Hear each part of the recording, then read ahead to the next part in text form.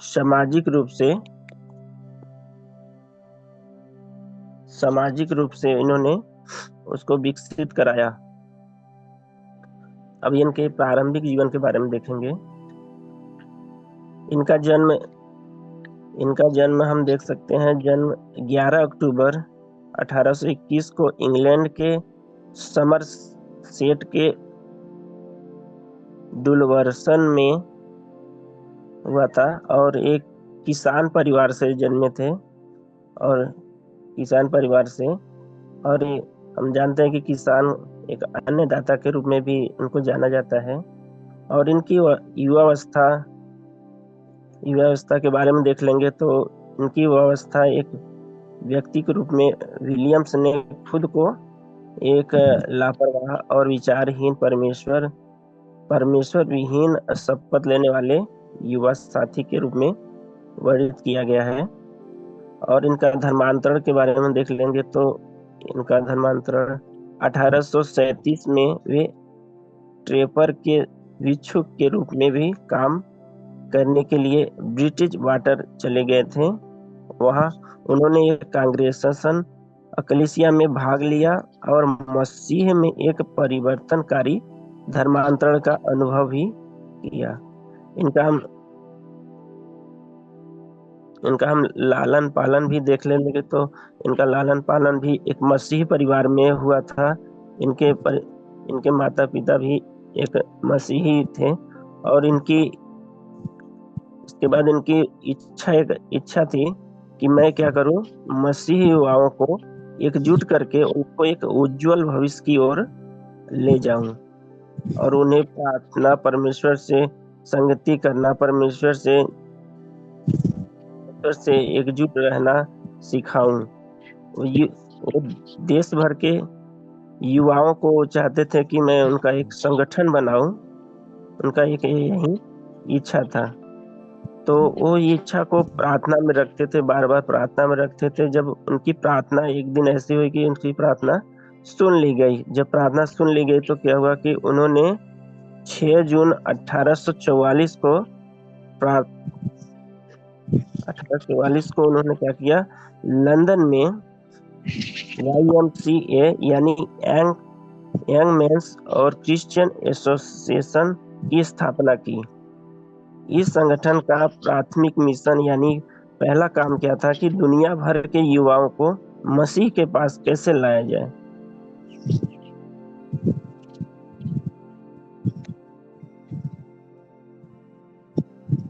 उन्होंने इस संगठन को आरंभ किया। फिर उसके बाद इससे कि वे यीशु को अपने जो युवा लोग आए और यीशु को अपने उद्धारकर्ता के रूप में जाने और स्वीकार करे, परमेश्वर के राज्य का भी विस्तार करे। ऐसे लोगों को विलियम्स ने लोगों को ढूंढना शुरू किया। और आगे हम देख सकते हैं कि 1855 तक इन्होंने YMCA अर्थात यंग मेंस क्रिश्चियन एसोसिएशन एक अंतरराष्ट्रीय संगठन बन गया था। आज हम देख सकते हैं कि 150 देशों में ये काम चल रहा है। 150 देशों में। और यानी ये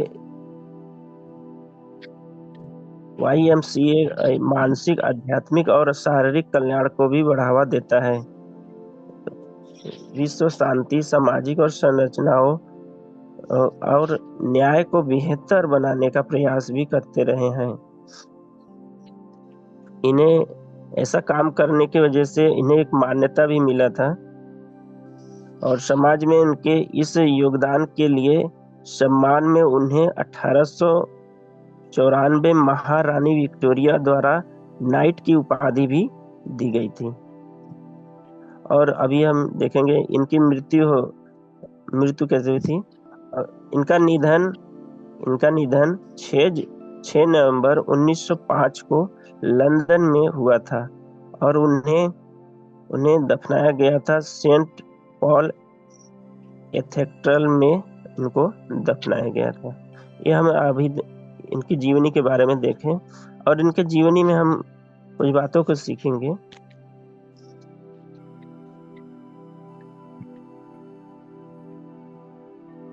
सर जॉर्ज विलियम्स के जीवनी से हम क्या सीख सकते हैं कि इन्होंने अपने जीवन में जब ये अपने पैर पे खड़े हुए तभी इन्होंने क्या किया, एक वचन को अपने जीवन में लागू किया कि परमेश्वर से कैसे प्रेम करें, कि सारे मन से, सारे प्राण से और सारे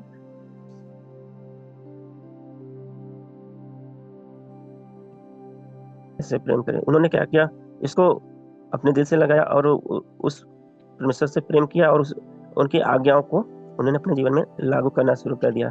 तो हम यहाँ पे देख सकते हैं कि उसको पूरा करने के लिए उन्होंने पहले क्या किया, प्रार्थना किया, बार बार प्रार्थना में उसको मांगते रहे। तो एक दिन क्या हुआ, उनकी प्रार्थना परमेश्वर ने सुन ली। उनको पूरा करने के लिए परमेश्वर से पहले क्या किया, उन्होंने प्रार्थना किया, परमेश्वर ने उनकी उत्तर भी दिया और उस काम को उन्होंने अच्छा से पूरा भी किया, क्योंकि वो प्रार्थना से उस काम को शुरू किए थे। तो इसमें हम क्या सीख सकते हैं कि हमें भी जब कोई काम हो, किसी काम को शुरू करना चाहते हैं तो सबसे पहले क्या करना है, प्रार्थना करना हो। चाहे कोई मुसीबत हो, चाहे कोई भी दिक्कत हो, चाहे कोई चीज आरंभ करना हो, तो उसको भी हमें क्या करना है, प्रार्थना से ही शुरू करना चाहिए। हम बाइबल में कुछ लोगों के उदाहरण को देख सकते हैं कि राजा हिजकिय्याह ने भी क्या किया था, प्रार्थना से ही शत्रुओं पर विजय हासिल किया था। हम देख सकते हैं कि राजा हिजकिय्याह को धमकी मिला था कि तुम्हें हम मार डालेंगे। अश्शूरियों द्वारा धमकी मिला था कि हमात राजा को मैंने मार दिया, अर्पात राजा को हमने मार दिया, हेमा के राजा को हमने मार दिया, ऐसे सबको मार दिया। तुम किस देवता पर विश्वास कर रहे हो। लेकिन राजा हिजकिय्याह ने उसके सामने घुटना नहीं टेका, बल्कि परमेश्वर से प्रार्थना किया राजा हिजकिय्याह ने। और अश्शूरी लोग बोलते रहे थे कि अपना फाटक खोल दो और घुटने टेक दो, लेकिन उन्होंने क्या किया, घुटना नहीं टेका, बल्कि परमेश्वर पर भरोसा किया, परमेश्वर से प्रार्थना किया और यशायाह के द्वारा, सलाहकार के द्वारा उन्होंने परमेश्वर की योजना को जाना। और उसी रात क्या हुआ, प्रार्थना के द्वारा ही उसी रात को क्या हुआ कि अश्शूरी जितने थे सब के सब 1,85,000 पुरुष को एक ही स्वर्गदूत ने एक ही रात में मार डाला। यानी कि हम इसमें क्या सीख सकते हैं कि हमें प्रार्थना के द्वारा कुछ भी असंभव चीज भी हम क्या करते हैं, संभव कर सकते हैं। परमेश्वर यदि हमारे साथ है तो नहमीयाह के भी जीवन में हम सीख सकते हैं कि वो भी प्रार्थना के द्वारा ही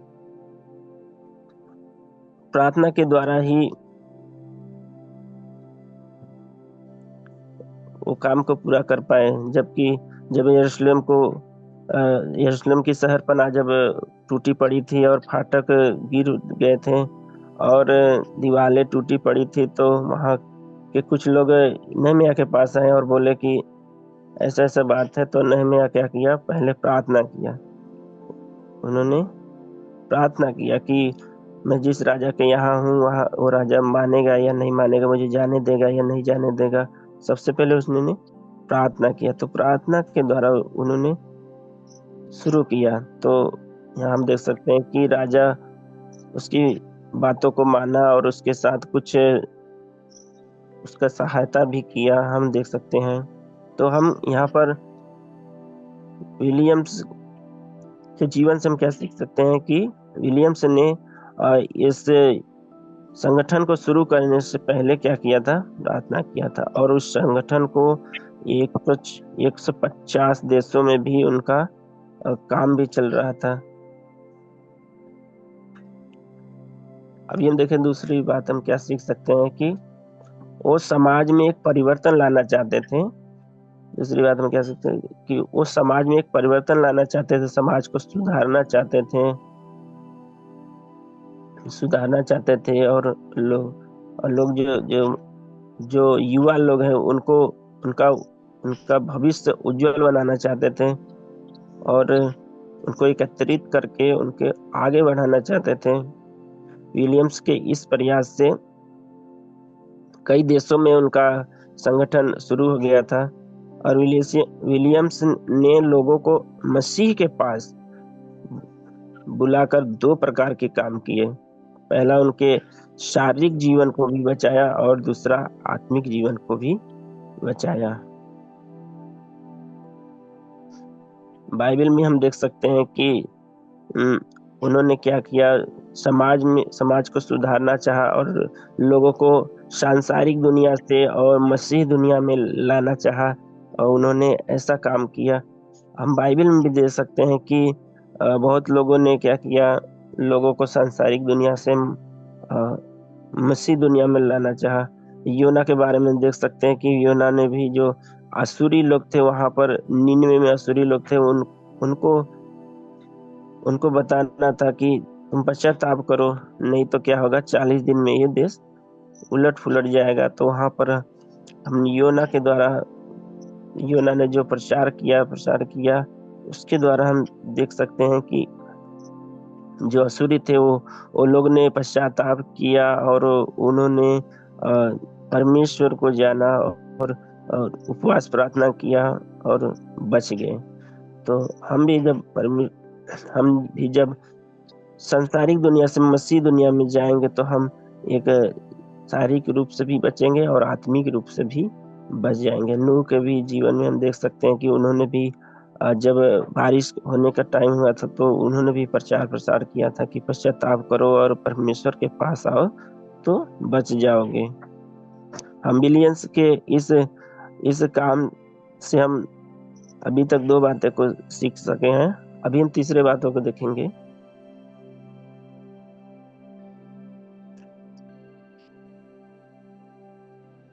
परमेश्वर से प्रेम कैसे करें। हम जब परमेश्वर से हम प्रेम कैसे करें, वचन में लिखा है ना कि मत्ती 22 अध्याय का उसके 37 पद में लिखा है। कोई पढ़िएगा थोड़ा, मत्ती 22 अध्याय उसका 37 पद।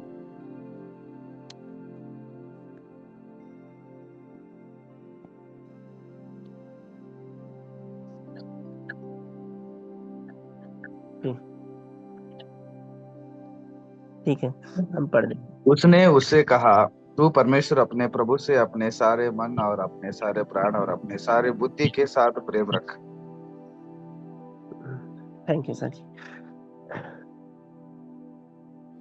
ठीक है, यहाँ पर हम देख सकते हैं कि हमें परमेश्वर से कैसे प्रेम करना है, और वहाँ विलियम्स भी ने क्या किया, उस वचन को अपने जीवन में लागू किया। ऐसे ही हमें भी क्या करना है, सारे मन से परमेश्वर से प्रेम करना है। यानी कि सारे मन से, अर्थात जब सारे हमें अपने दिल से प्रेम करना है परमेश्वर से, अपने जान से प्रेम करना है, अपना दिलो जान से प्रेम करना है। दूसरा कि सारी प्राण से, अर्थात हमें अपना जान कुर्बान भी देना पड़े तो हमें मौका मिले तो हमें देने से पीछे नहीं हटना है, सारे प्राण से। अच्छा, और तीसरा हम क्या देख सकते हैं कि सारी बुद्धि से, अर्थात हमारे पास या आपके पास जितनी भी बुद्धि, सारी बुद्धि लगा दे परमेश्वर से प्रेम करने के लिए। यदि हमें बुद्धि की कमी है तो परमेश्वर से मांग भी सकते हैं। जब हम परमेश्वर से प्रेम करेंगे तो हमें ये सब आज्ञाएं हमें पूरा कर सकते हैं।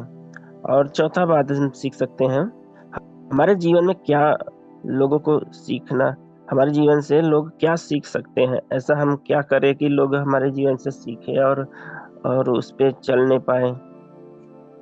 हमारे जीवन में पहला बात है कि सच्चाई होनी चाहिए, दूसरा है कि आज्ञाकारिता भी होनी चाहिए।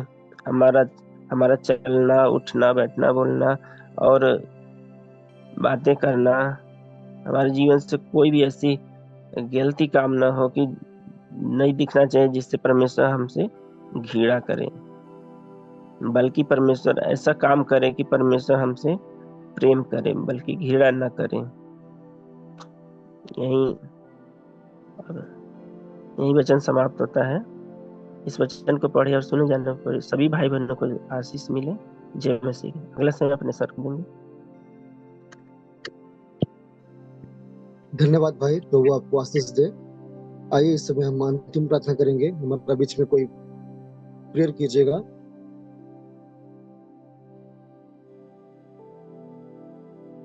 आइए हम लोग प्रार्थना करेंगे। स्वर्ग में विराजमान परमेश्वर, हम आपको धन्यवाद देते हैं पिता, आज इस पवित्र दिन में पिता, जो गुड फ्राइडे का दिन है पिता, आज हर जगह पिता जो कलिसियाएं पिता, जो वचन हो पिता, वो बहुत से लोगों के हृदय और जीवन को बदले प्रभु, ताकि आपके नाम को महिमा और आपके नाम को पिता, और जो भी बलराम सिंह के द्वारा पिता जो ही वचन जो हम सबके जीवन में बोया गया प्रभु, वो भी 30 गुना 60 गुना और 100 गुना बड़ी आशीष लेके आने पाए प्रभु, ताकि आपके नाम को महिमा और आपके नाम को बड़ाई हो पिता। ये खुदावन ईश्वर उत्तर प्रदेश को पिता हम आपके हाथों में देते हैं। खुदावन ईश्वर आज जो भी जिन जिन कलिसियाओं पिता जो प्रोग्राम होने के लिए जा रहे पिता, पवित्र आत्माओं पर अनुग्रह और आशीष करें प्रभु, ताकि आपके नाम को महिमा और आपके नाम की बड़ाई हो पिता, और शांतिपूर्वक पिता उस प्रार्थना सभा में पिता हम उपस्थित हों आप, ताकि आपके नाम को महिमा और आपके नाम को बड़ाई पिता। और हम प्रार्थना करते हैं पूरे भारत देश में पिता, जितनी भी कलिसियाएं हैं पिता, उन सारी कलिसियाएं पिता आपकी उपस्थिति आपकी हजूरी हो प्रभु, और एक शांतिपूर्वक प्रार्थना होने के लिए पिता हमसे विनती निवेदन करते हैं पिता, क्योंकि आए दिन पिता हम न्यूज में पेपर में पिता बहुत सी ऐसी घटनाओं को पढ़ रहे हैं पिता, जो भी आपकी प्रार्थना सभाओं को रोका जा रहा पिता, लेकिन खुदा आप दया अनुग्रह आशीष करें प्रभु,